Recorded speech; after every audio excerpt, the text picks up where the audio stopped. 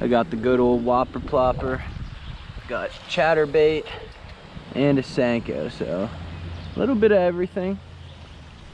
We'll see, you know, if we can find anything.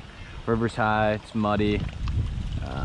Like I said, it's cold out. Water temperature's pretty low compared to what it normally is, but you know, I've kind of found that I've caught some big ones whenever, oh, and just like I said,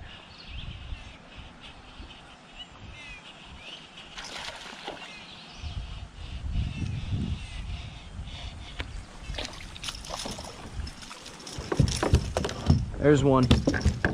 Just like I said, caught some big ones whenever it's like this.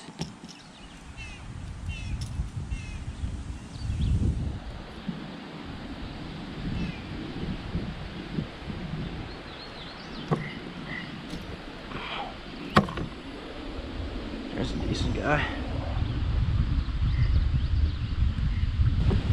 Let's let this guy go. There he goes. Awesome. Well, hey, that's a good sign. Let's keep getting after it.